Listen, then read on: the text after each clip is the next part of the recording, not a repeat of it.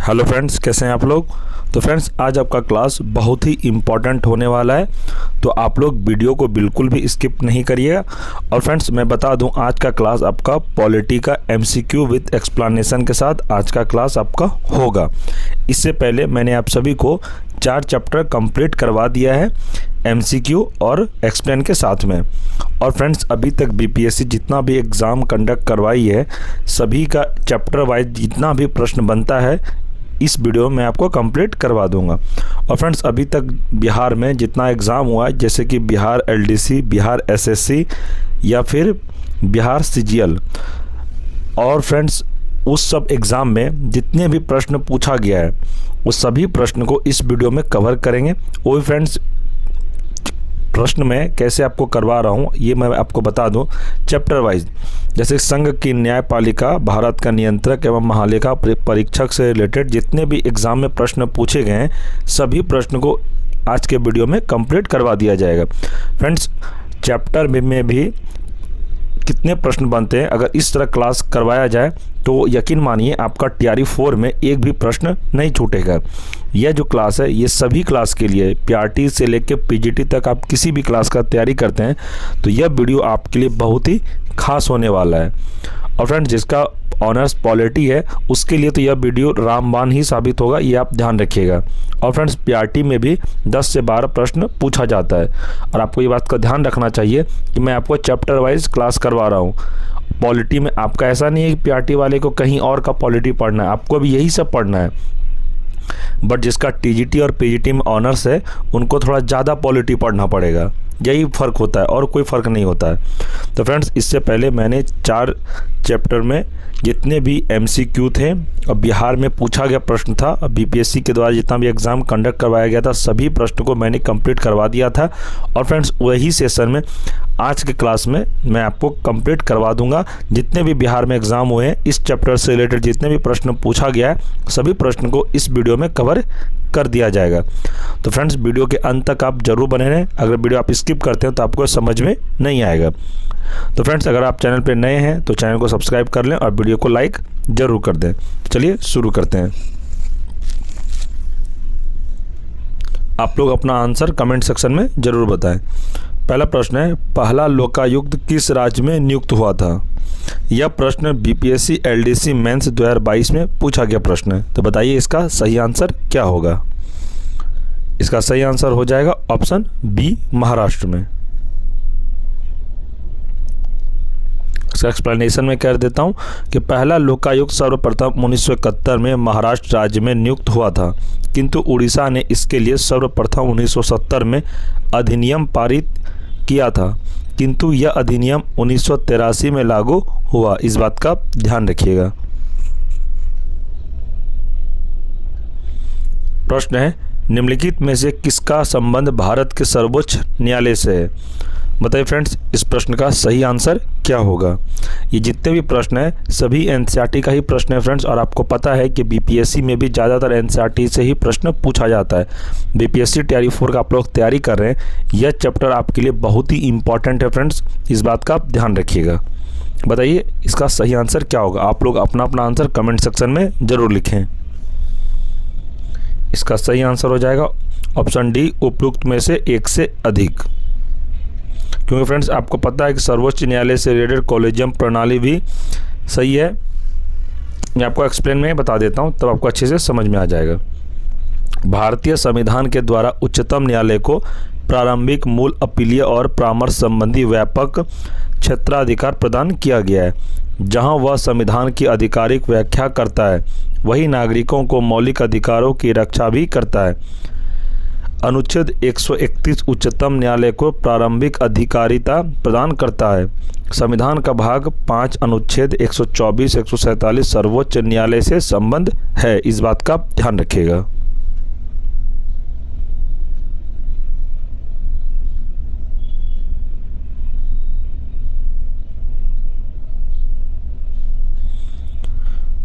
अगला प्रश्न है, केंद्रीय सूचना आयोग के मुख्य सूचना आयुक्त के रूप में अपना शपथ लेने के तुरंत बाद बिमल जुल्का द्वारा सूचना आयुक्त के रूप में इनमें से किससे शपथ दिलाई गई?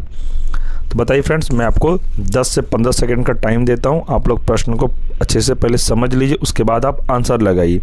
ये प्रश्न को भी 31वां बीपीएससी जे 2022 में पूछा गया ये प्रश्न है, इस बात का आप ध्यान रखिए। तो बताइए इस प्रश्न का सही आंसर क्या होगा।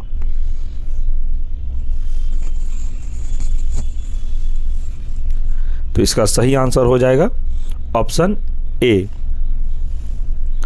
अमिता पांडव। सॉल्यूशन देखते हैं। प्रश्नकाल के दौरान केंद्रीय सूचना आयोग के मुख्य सूचना आयुक्त के रूप में अपना शपथ लेने के तुरंत बाद बिमल जुल्का द्वारा सूचना आयुक्त के रूप में अमिता पांडव को शपथ दिलाई गई। वर्तमान में केंद्रीय सूचना आयोग के मुख्य सूचना आयुक्त श्री यशवर्धन कुमार सिन्हा तथा सूचना आयुक्त श्रीमती वंजा एंजा सरना है। इसे आप ध्यान रखिएगा।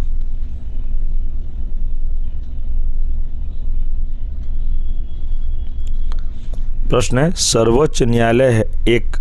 बताइए इस प्रश्न का सही आंसर क्या होगा। यह प्रश्न 67वां बीपीएससी प्री 2022 को यह प्रश्न को पूछा गया था। बताइए इसका सही आंसर क्या होगा।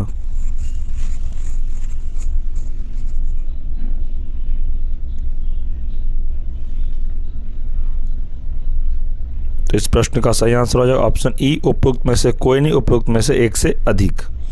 आपको मैं इसका सॉल्यूशन बता देता हूं। सर्वोच्च न्यायालय एक संघीय न्यायालय होने के साथ ही अपील का सर्वोच्च न्यायालय भी है, जो नागरिकों के मौलिक अधिकारों को गारंटी प्रदान के साथ संविधान का संरक्षक भी है। यह संविधान का अंतिम विवेचक के रूप में भी कार्य करता है। इसे आप ध्यान रखिएगा।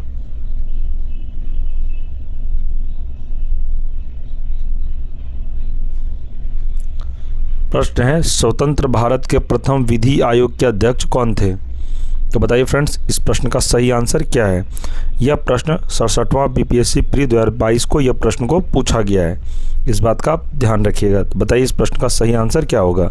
अपना आंसर आप कमेंट सेक्शन में जरूर लिखें।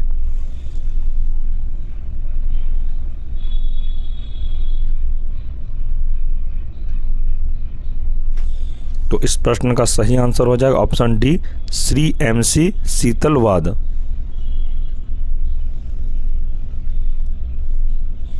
भारत सरकार ने स्वतंत्र भारत का प्रथम विधि आयोग वर्ष 1955 में भारत के तत्कालीन अटॉर्नी जनरल MC शीतलवाड़ की अध्यक्षता में गठित किया। तब से लेकर अब तक 22 विधि आयोग गठित हो चुके हैं।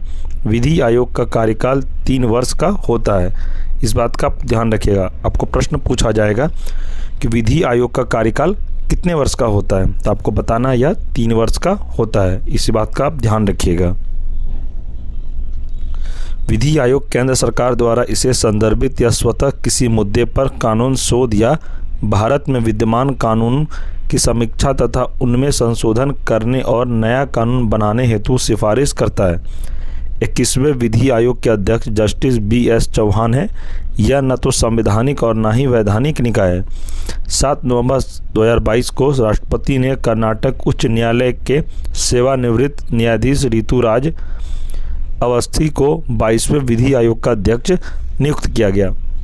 तो प्रश्न आपको एग्जाम में ऐसे भी पूछा जाएगा कि 22वें विधि आयोग के अध्यक्ष किसे नियुक्त किया गया है, तो आपको बताना है या ऋतुराज अवस्थी को 22वें विधि आयोग के अध्यक्ष नियुक्त किया गया, इसे आप ध्यान रखिएगा।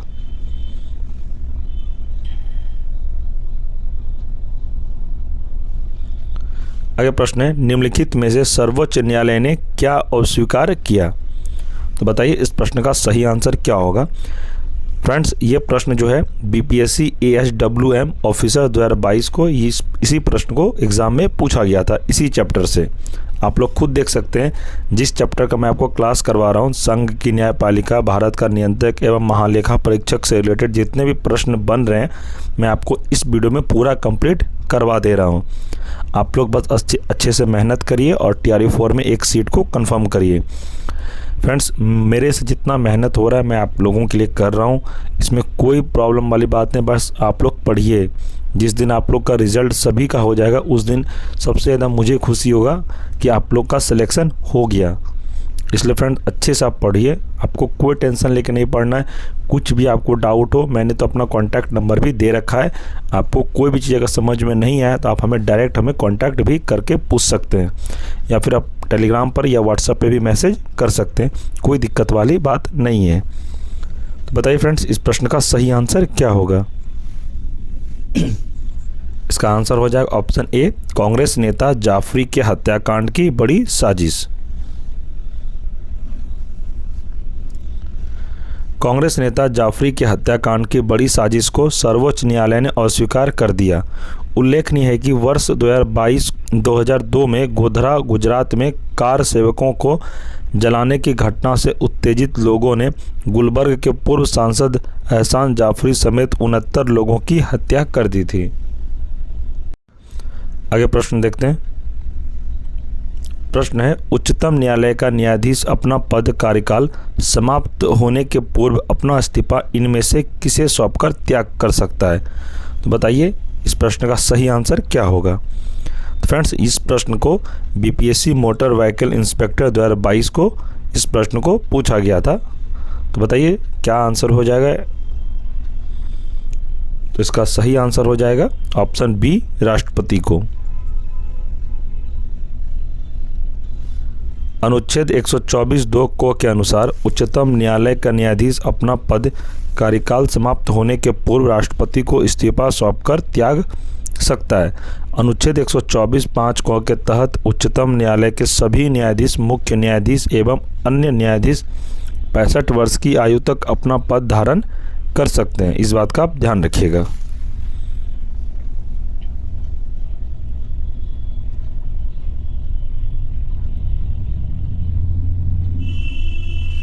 प्रश्न है, सर्वोच्च न्यायालय का न्यायाधीश अपने पद से त्यागपत्र किसको लिखकर दे सकता है?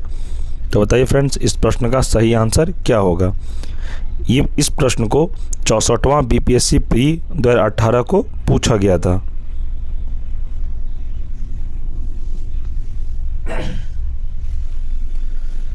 इस प्रश्न का सही आंसर है ऑप्शन ए, राष्ट्रपति को त्यागपत्र दे सकता है।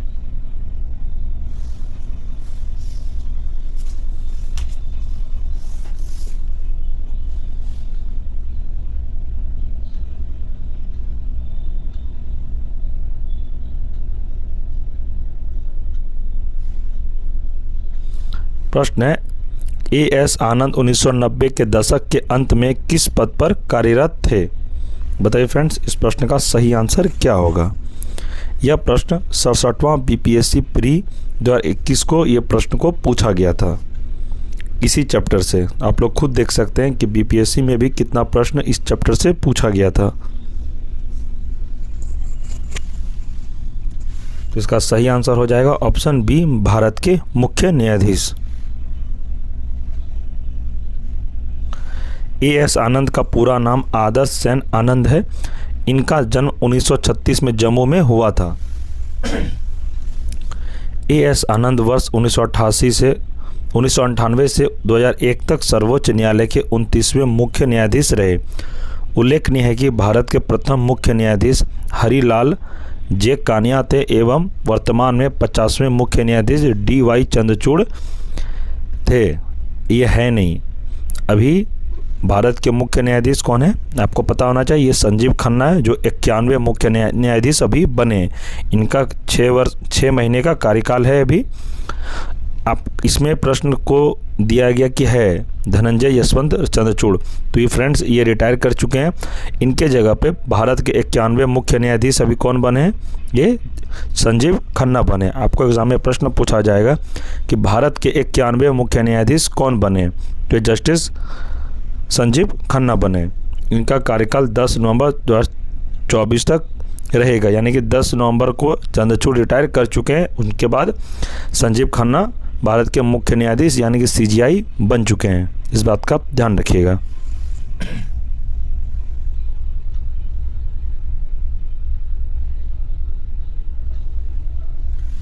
प्रश्न है, भारत के नियंत्रक एवं महालेखा परीक्षक की नियुक्ति किसके द्वारा की जाती है?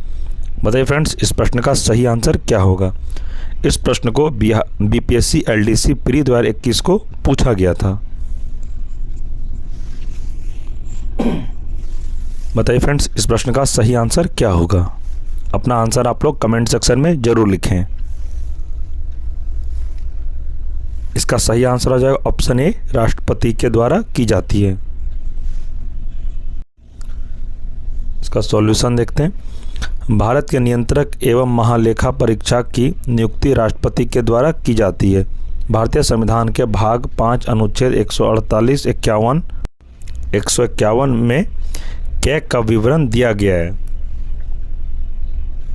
इसका कार्यकाल 6 वर्ष और अधिकतम उम्र 65 वर्ष तक होती है। कैग का वेतन सर्वोच्च न्यायालय के न्यायाधीश के समान होता है। सेवानिवृत्ति के पश्चात वह केंद्र व राज्य सरकार के अधीन किसी पद को धारण करने का पात्र नहीं होगा। इस बात का ध्यान रखिएगा। आगे प्रश्न है, भारत के सर्वोच्च न्यायालय ने किस मामले में संभावित अधिनिर्णय के सिद्धांत को अपनाया है? बताइए फ्रेंड्स, इस प्रश्न का सही आंसर क्या होगा? आप लोग अपने आंसर कमेंट सेक्शन में जरूर लिखें। इस प्रश्न को बीपीएससी AAO 2021 को पूछा गया था। तो इस प्रश्न का सही आंसर है ऑप्शन सी, गोलकनाथ बनाम पंजाब राज्य। संभावित अधिनिर्णय के सिद्धांत का प्रतिपादन सर्वप्रथम 1900 में अमेरिकी संविधान द्वारा किया गया था, जबकि भारतीय विधि में सर्वप्रथम 1967 के प्रसिद्ध गोलकनाथ बनाम पंजाब राज्य के केस में लागू किया गया। उल्लेखनीय है कि संभावित अधिनिर्णय का सिद्धांत यह निर्धारित करता है कि किसी विशेष मामले में किए गए निर्णय का भविष्य में ही संचालन होगा और पिछले किसी भी निर्णय पर पूर्वव्यापी प्रभाव नहीं पड़ेगा। इस बात का ध्यान रखिएगा। आगे प्रश्न है, वर्तमान में सर्वोच्च न्यायालय के न्यायाधीशों की संख्या कितनी है? बताइए फ्रेंड्स, इस प्रश्न का सही आंसर क्या होगा?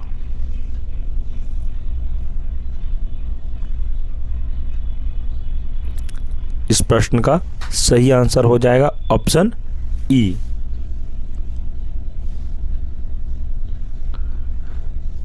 इस प्रश्न को बीपीएससी प्री री एग्जाम 2019 को भी और 65वां बीपीएससी में पूछा गया और 38वां बीपीएससी प्री 1992 को भी इसी प्रश्न को पूछा गया था। इस प्रश्न का सही आंसर हो जाएगा ऑप्शन ई, यानी कि ऑप्शन में एक भी सही आंसर नहीं दिया गया है। वर्तमान में सर्वोच्च न्यायालय में 34 न्यायाधीशों की संख्या है। इस बात का ध्यान रखिएगा। आगे प्रश्न है, भारत में न्यायिक पुनरावलोकन का आधार है। तो बताइए इस प्रश्न का सही आंसर क्या होगा? यह प्रश्न 65वां बीपीएससी प्री री एग्ज़ाम 2019 को इस प्रश्न को पूछा गया था। तो इस बात का आप ध्यान रखिएगा। अपना आंसर आप कमेंट सेक्शन में जरूर लिखें। मैं सभी का कमेंट को रीड कर रहा हूं। इस प्रश्न का सही आंसर हो जाएगा ऑप्शन बी, कानून द्वारा स्थापित प्रक्रिया।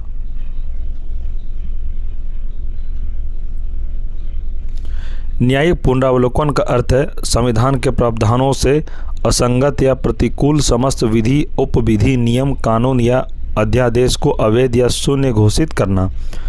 अर्थात विधानमंडल या कार्यपालिका द्वारा निर्मित सभी विधियां संवैधानिक प्रावधानों के अनुकूल होनी चाहिए, अन्यथा न्यायपालिका द्वारा अनुच्छेद 13(2) के अधीन उनकी संपरीक्षा की जाएगी। इस प्रकार न्यायिक पुनरावलोकन विधायी अधिनियमों तथा कार्यपालिका आदेशों की संवैधानिकता की जांच करने की न्यायपालिका की शक्ति है, जो केंद्र और राज्य सरकार पर लागू होती है। इस बात का आप ध्यान रखिएगा।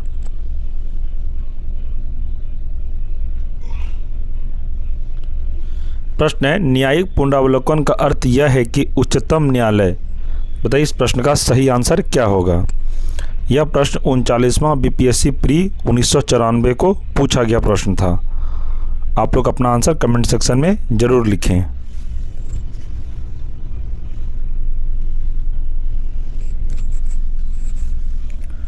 इस प्रश्न का सही आंसर हो जाएगा ऑप्शन डी,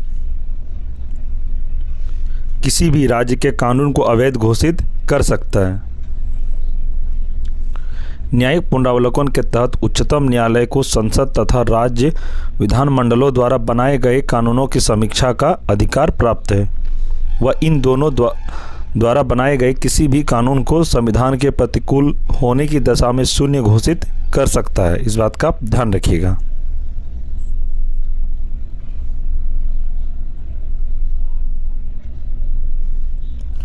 प्रश्न है, भारतीय सुप्रीम कोर्ट ने संविधान के अनुच्छेद 142 में प्रावधानित अपनी विशेष शक्तियों का उपयोग करते हुए निम्नलिखित में से किस भारतीय राज्य में लोकायुक्त नियुक्त किया?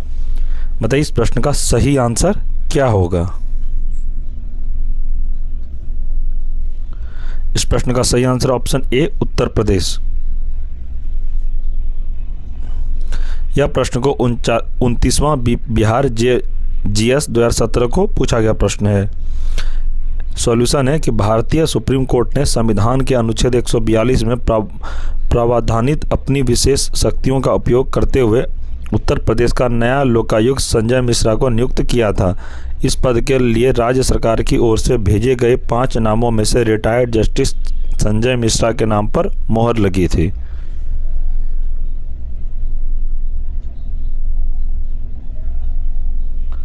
प्रश्न है, सर्वोच्च न्यायालय के न्यायाधीशों की सेवानिवृत्ति की उम्र क्या है? बताइए इस प्रश्न का सही आंसर क्या होगा? यह प्रश्न 63वां बीपीएससी प्री 2017 को पूछा गया प्रश्न है। जितने भी प्रश्न मैं करवा रहा हूँ फ्रेंड्स, याद रखना है सभी आपके तैयारी 4 के लिए इम्पॉर्टेंट है। और फ्रेंड्स मैं आपको दावे के साथ कहता हूँ कि आपका इसी सब चैप्टर से और इसी टाइप का प्रश्न आपको एग्जाम में देखने को मिलेगा। बताइए इस प्रश्न का सही आंसर क्या होगा? तो इस प्रश्न का सही आंसर ऑप्शन सी हो जाएगा, 65 वर्ष। अनुच्छेद 124(2) के अनुसार न्यायाधीशों की सेवानिवृत्ति की आयु 65 वर्ष निर्धारित की गई है। संविधान के भाग 5 में अनुच्छेद 124 से 147 तक उच्चतम न्यायालय के उपबंधों का उल्लेख है। प्रारंभ में उच्चतम न्यायालय में एक मुख्य न्यायाधीश एवं 7 अन्य न्यायाधीश थे। वर्तमान में मुख्य न्यायाधीश सहित कुल संख्या 34 है। नेक्स्ट प्रश्न देखते हैं।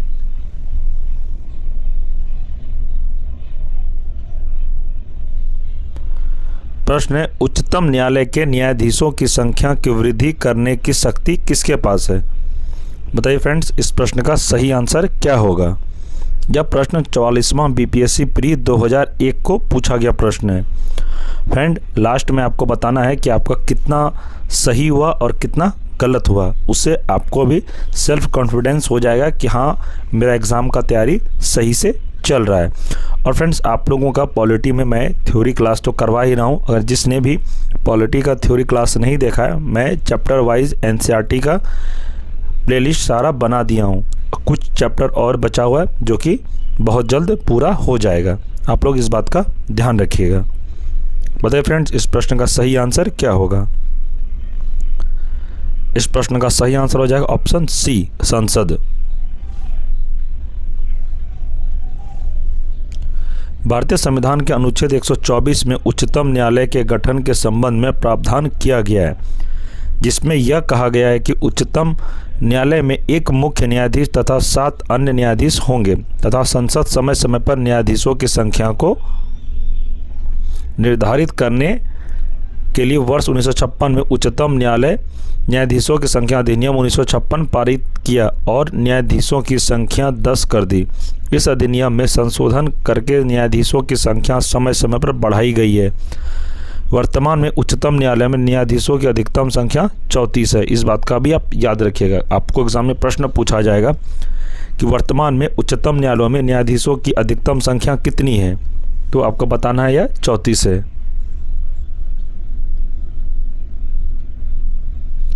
प्रश्न है, भारत के सर्वोच्च न्यायालय की स्थापना हुई कब हुई थी? बताइए आप लोग इस प्रश्न का सही आंसर क्या होगा? यह प्रश्न 42वां बीपीएससी प्री 1997 को पूछा गया प्रश्न है। आप लोग खुद देख रहे हैं फ्रेंड्स कि इस चैप्टर से कितने इंपॉर्टेंट सब प्रश्न पूछा जा रहा है। तो आपके तैयारी 4 के लिए भी यह प्रश्न इंपॉर्टेंट होगा। इस बात का ध्यान रखिएगा। इस प्रश्न का सही आंसर हो जाए ऑप्शन डी, भारतीय संविधान के द्वारा। देख लीजिए आप लोग खुद, 42वां बीपीएससी प्री में पूछा गया प्रश्न है। भारतीय संविधान के अनुच्छेद 124 से 147 में उच्चतम न्यायालय की संरचना और अधिकार वर्णित है। सर्वोच्च न्यायालय की स्थापना 28 जनवरी 1950 को हुई।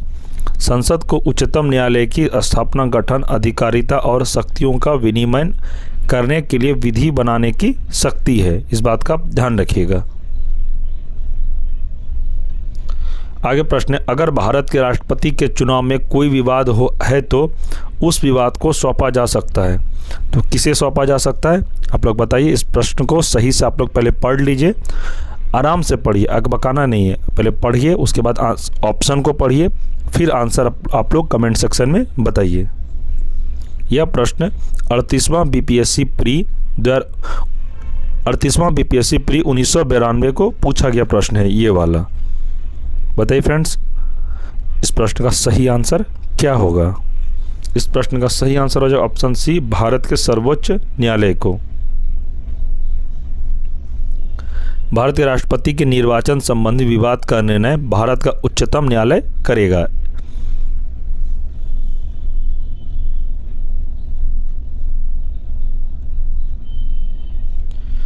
प्रश्न है, निम्नलिखित उच्च न्यायालयों में से कौन एक से अधिक राज्य केंद्र शासित प्रदेश के लिए है? बताइए फ्रेंड्स, इस प्रश्न का सही आंसर क्या होगा? यह प्रश्न 38वां बीपीएससी प्री 1992 को ये प्रश्न को भी पूछा गया है। आप लोग खुद देख लेंगे कंटिन्यू कैसा सब प्रश्न 1992 में, इससे पहले भी 38वां बीपीएससी में पूछा गया था, ये भी 38वां बीपीएससी प्री में ये प्रश्न को पूछा गया था। तो इस प्रश्न का सही आंसर आप लोग अपना कमेंट सेक्शन में जरूर बताएं।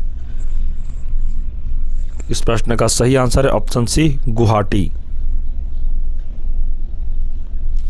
गुवाहाटी उच्च न्यायालय का अधिकार क्षेत्र असम, नागालैंड, मिजोरम और अरुणाचल प्रदेश तक है।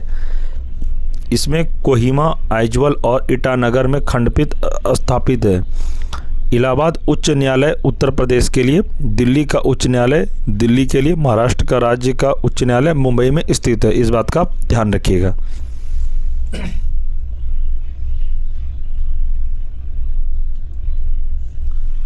प्रश्न है, उच्चतम न्यायालय द्वारा घोषित विधि भूमि की विधि बन जाती है। बताइए इस प्रश्न का सही आंसर क्या होगा?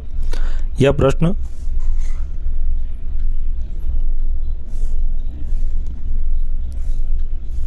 यह प्रश्न 30वां बिहार जे लॉ 2018 को पूछा गया प्रश्न है। आप लोग इसका आंसर कमेंट सेक्शन में जरूर बताएं। इस प्रश्न का सही आंसर ऑप्शन सी, अनुच्छेद 141 के अंतर्गत। भारतीय संविधान के अनुच्छेद 141 के अनुसार उच्चतम न्यायालय द्वारा घोषित विधि भारत के राज्य क्षेत्र के भीतर सभी न्यायालय पर आपदा कर होगी। इस बात का ध्यान रखिएगा। तो फ्रेंड्स, इस चैप्टर से रिलेटेड जितने भी इम्पोर्टेंट प्रश्न थे मैंने आपको इस वीडियो में पूरा कंप्लीट करवा दिया। और फ्रेंड्स, आप यकीन मानिए,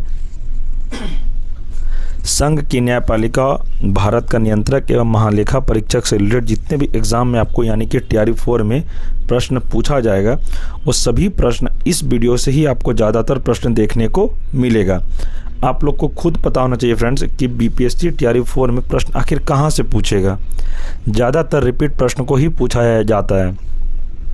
और फ्रेंड्स, मैं आपको एक्सप्लेन इसलिए भी कर देता हूँ क्योंकि आपको पता है कि अगर एक प्रश्न का आंसर आप पढ़ रहे हैं, उसके साथ साथ आपको 3 से 4 प्रश्न भी आपका क्लियर हो जाता है। इसी टाइप का आपको भी प्रश्न TRE 4 में भी देखने को मिलेगा। और फ्रेंड्स, अगर किसी के पास हमारा कॉन्टैक्ट नंबर नहीं है, किसी भी तरह का दिक्कत हो, क्योंकि फ्रेंड्स कल कुछ मेरे पास शिकायत आया हुआ था कि टेलीग्राम ग्रुप से बहुत सारे बॉयज़ ने बहुत सारी लड़कियों को मैसेज किया था और उन्हें परेशान करने की कोशिश किया गया था। तो जो कि मैं बहुत ही इस मैटर पे संवेदनशील हूँ। किसी भी बॉयज़ को ये काम नहीं करना चाहिए, बहुत निंदनीय काम किया गया है। किसी को भी पर्सनली मैसेज बिल्कुल ना करें। अगर आप आगे से कोई स्टूडेंट ऐसा करते हैं, उसको हमेशा के लिए ग्रुप से निष्कासित कर दिया जाएगा।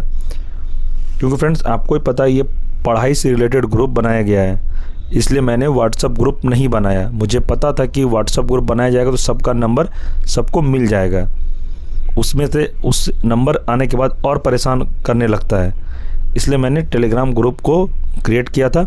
लेकिन उसमें भी कुछ पर्सन ऐसा निकल जाते हैं जिसने सबको परेशान करके रख दिया है, जो कि नहीं करना चाहिए। आप लोग भी ध्यान रखिए इस बात को, कोई भी किसी को पर्सनल मैसेज नहीं करेगा ग्रुप से।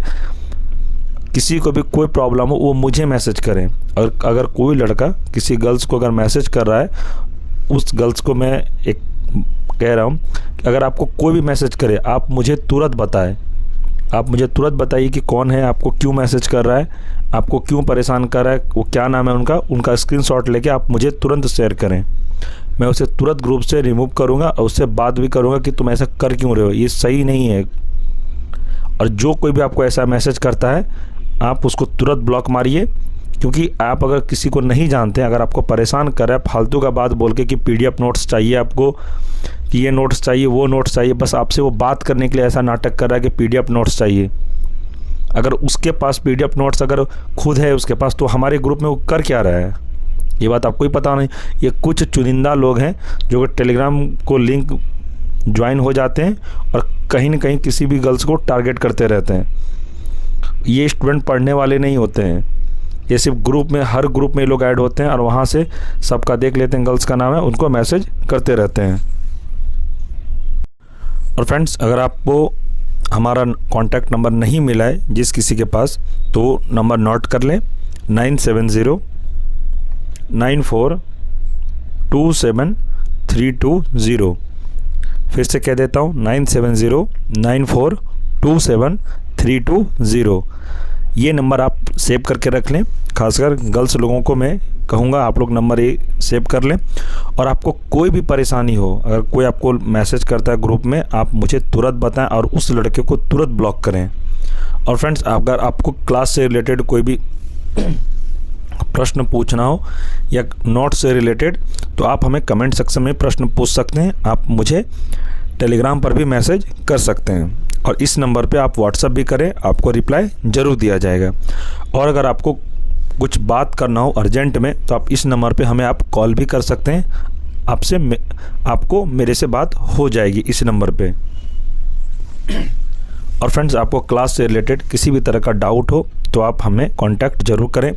अपना डाउट भी कमेंट सेक्शन में ज़रूर लिखें, आपका हर प्रश्न का जवाब दिया जाएगा। आप लोग बस अच्छे से तैयारी करिए और TRE 4 में एक सीट को कंफर्म करिए। और फ्रेंड्स, जितने भी मैं आपको क्लास अभी तक करवाया हूँ, सभी NCERT का ही क्लास करवाया हूँ। और आपको यकीन करना होगा फ्रेंड्स, ये सभी क्लास से ही आपका एग्ज़ाम TRE 4 क्वालिफाई हो जाएगा।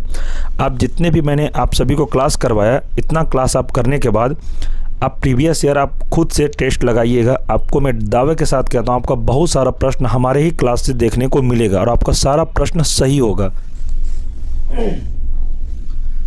फ्रेंड्स, मेरा थोड़ा तबीयत ठीक नहीं है, इसलिए मुझे बोलने में थोड़ा प्रॉब्लम हो रही है, आप लोग थोड़ा मैनेज करिएगा इस बात का। और फ्रेंड्स, किसी भी तरह का दिक्कत हो आप हमें इस नंबर पे कांटेक्ट ज़रूर करें। और अपना तैयारी में आपको और किस सब्जेक्ट का क्लास चाहिए, किस टॉपिक पे क्लास चाहिए, आप हमें ज़रूर कमेंट में बताएं। मैं देखूंगा कमेंट में कि सबसे ज़्यादा कमेंट किस चीज़ से रिलेटेड आ रहा है, मैं उस क्लास को भी आपको करवा दूंगा।